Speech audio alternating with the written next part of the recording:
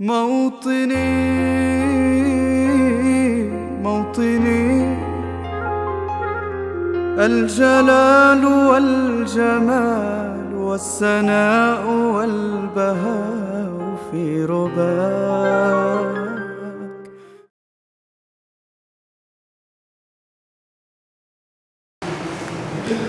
Assalamualaikum warahmatullahi wabarakatuh.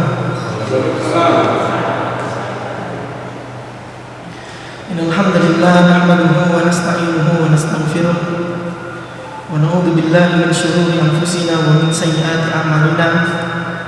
Man yahdihillahu fala mudilla lahu wa man yudlilhu fala hadiya lahu. Asyhadu an la ilaha illallah wahdahu la syarika lahu wa asyhadu anna Muhammadan 'abduhu wa rasuluhu, amma ba'd.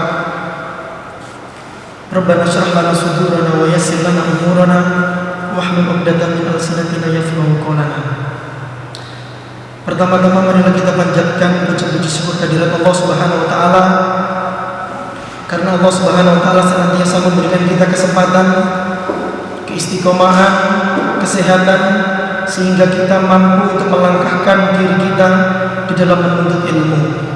Mudah-mudahan Allah Subhanahu wa taala senantiasa memberikan kebaikan bagi kita, baik di dunia maupun di akhirat. Kedua kalinya salawat serta salam tercurahkan atas junjungan Nabi besar kita Nabi Muhammad Rasulullah SAW, yang mana beliau ini telah menunjukkan kita, mengajarkan syariatnya kepada umatnya, sehingga kita tahu mana yang hak, mana yang batil. Ma'asyiral muslimin rahimani wa rahimakumullah. Pada kesempatan kali ini, yaitu perdana, kita akan melakukan atau mengadakan program mulazamah syariah. Mulazamah itu diambil dari kata lazamah, mulazim, mulazamah. Artinya mau tekun di dalam menuntut ilmu, gak gampang bolos di dalam menuntut ilmu. Ketika ada program menuntut ilmu, maka adab seorang talibul ilmi, maka dia harus senantiasa berusaha semaksimal mungkin ketika waktunya tiba untuk menyempatkan mendatangi majelis-majelis ilmu.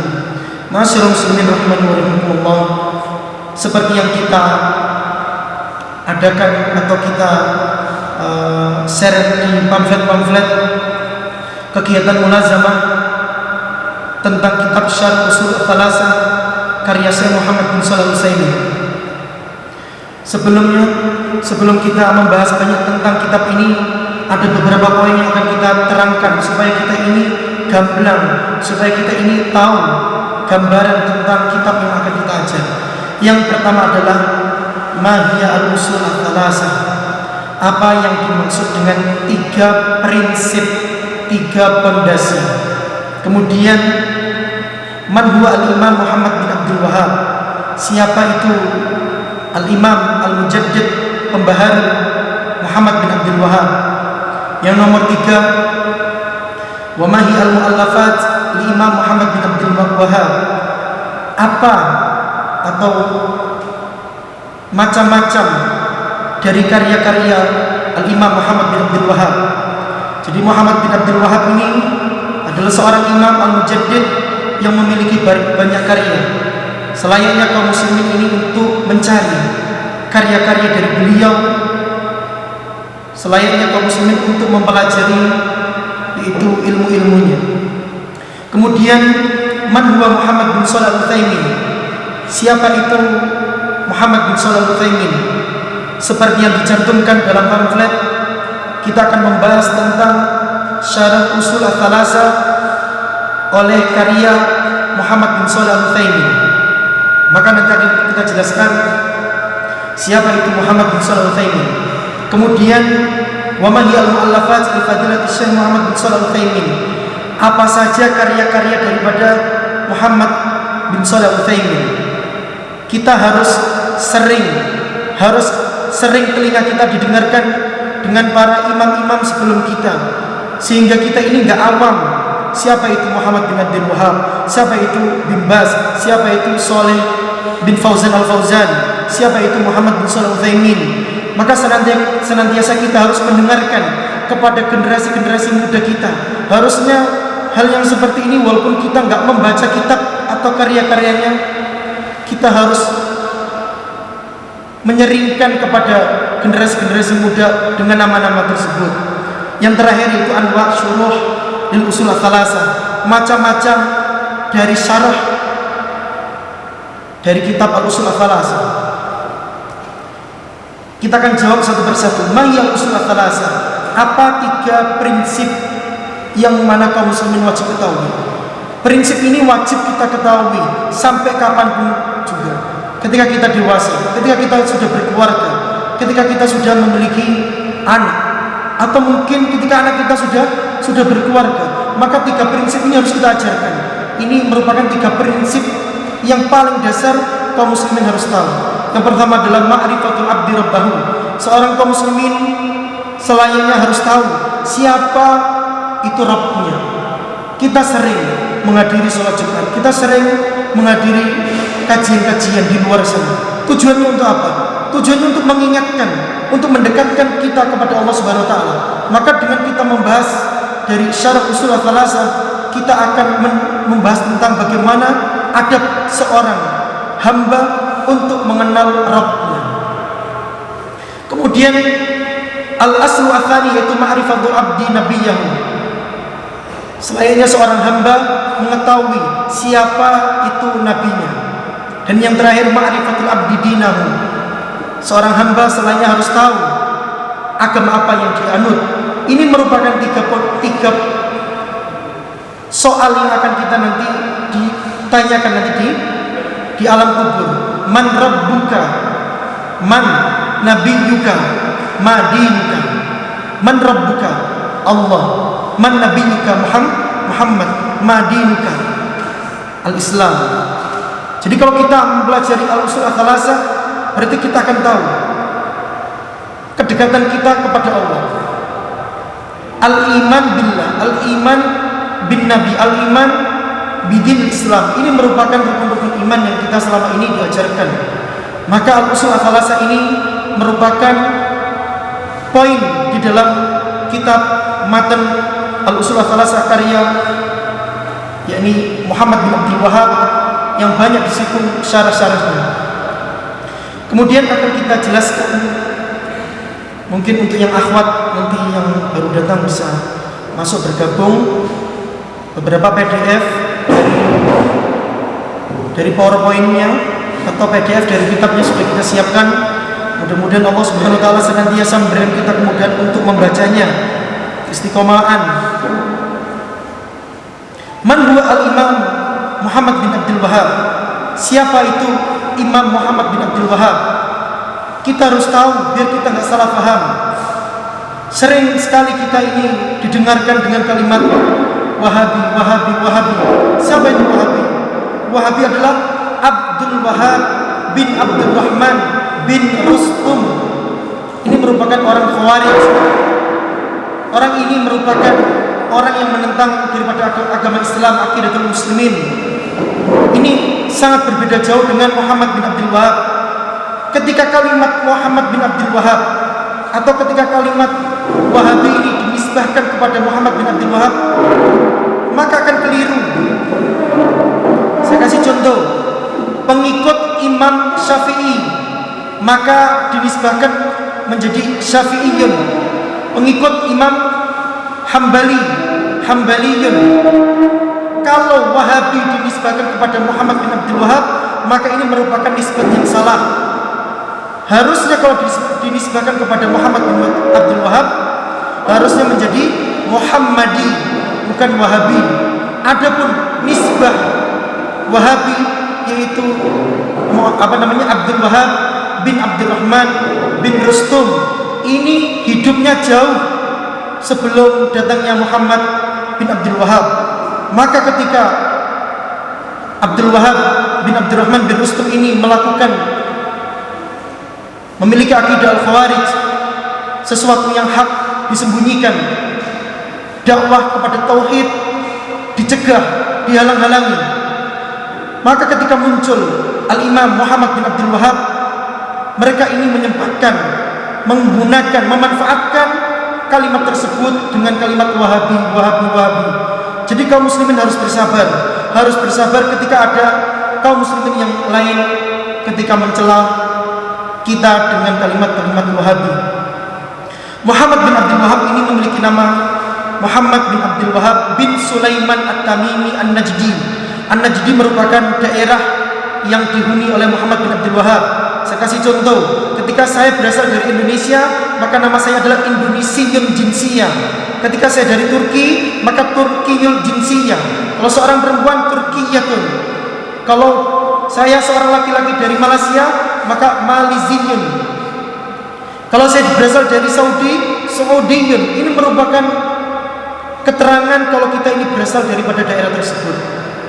Wulida fi Uyainah, umruhu hawali tis'u wa thamanina sana.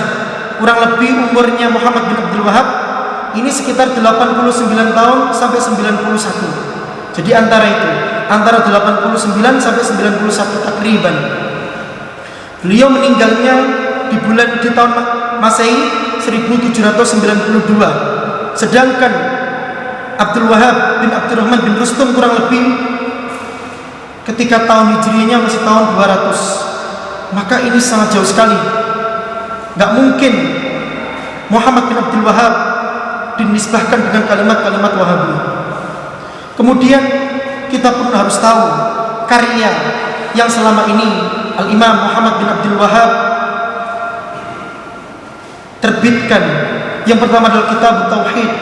Maka selayaknya kaum muslimin ini untuk mencari karya-karyanya. Yang pertama Kitab Tauhid, kemudian Kasyfus Subhat.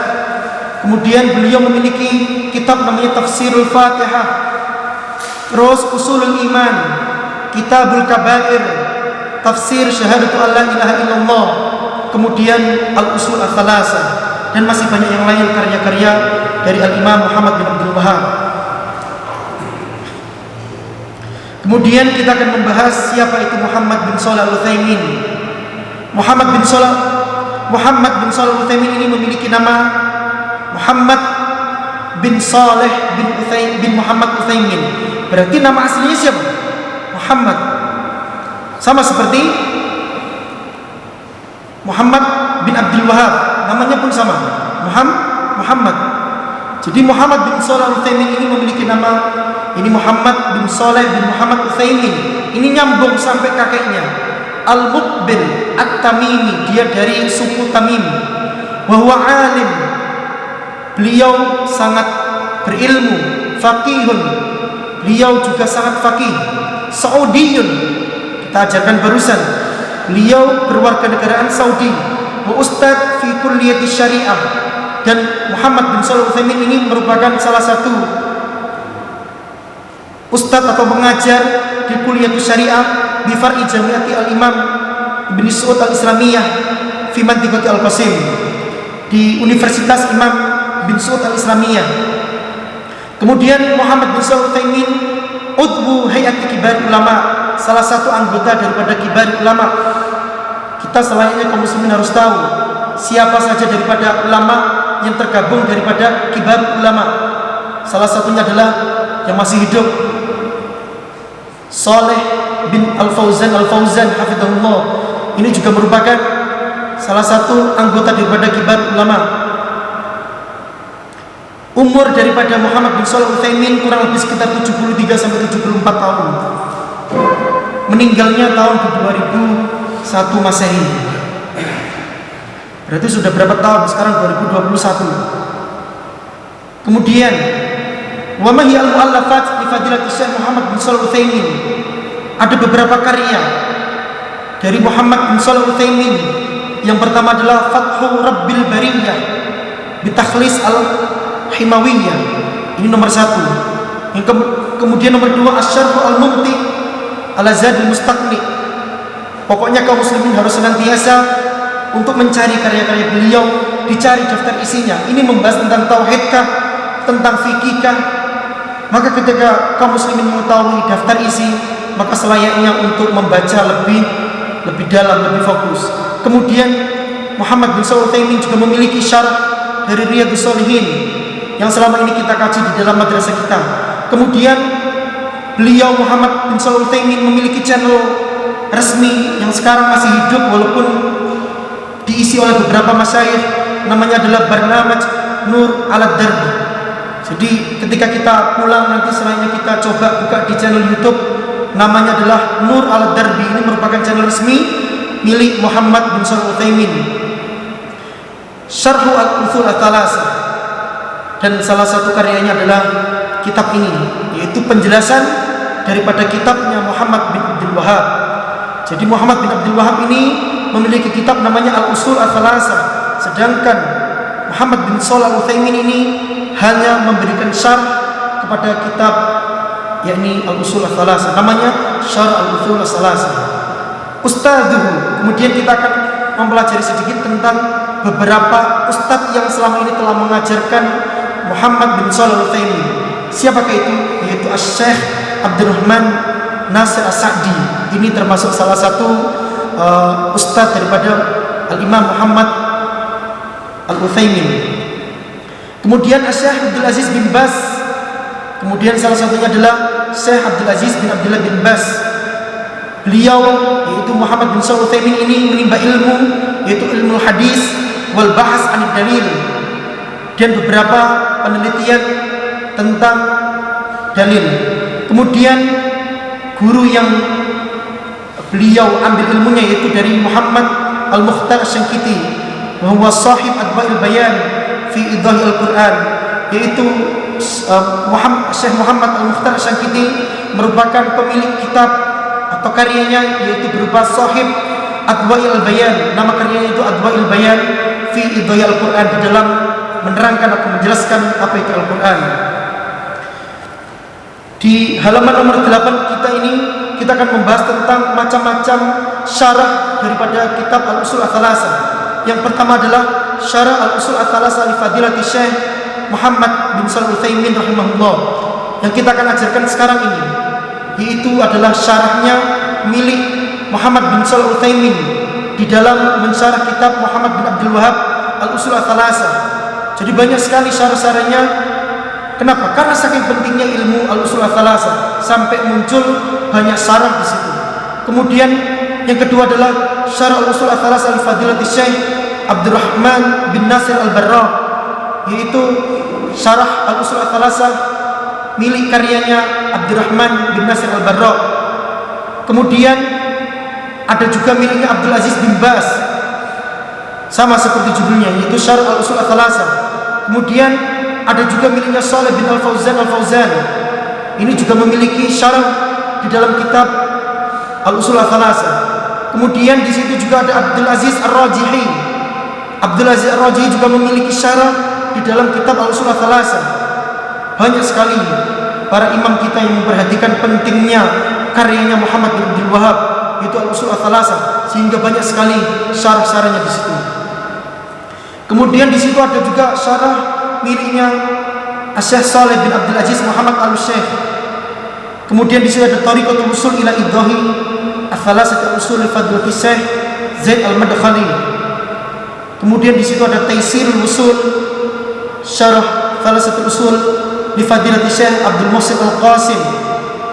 Ini juga termasuk syarah daripada Al-Usul Ats-Tsalatsah, dan masih banyak yang lain. Sekarang kita akan membahas tentang sedikit muqaddimah di dalam kitab syarahnya Muhammad bin Shalih Al-Utsaimin tentang Al-Usul Ats-Tsalatsah. Beberapa PDF yang sudah kita share, monggo dibuka, dilihat lagi. Mungkin kalau ada kosakata yang tidak paham maka nanti bisa dicatat. Mungkin kalau suatu saat kita buka sesi pertanyaan, saya memohon untuk mungkin pertanyaannya mungkin hanya beberapa yang sudah kita ajarkan di dalam setiap pertemuan. Jadi untuk pertanyaan-pertanyaan yang sifatnya tidak kita ajarkan mungkin nanti setelah kita tutup acara ini.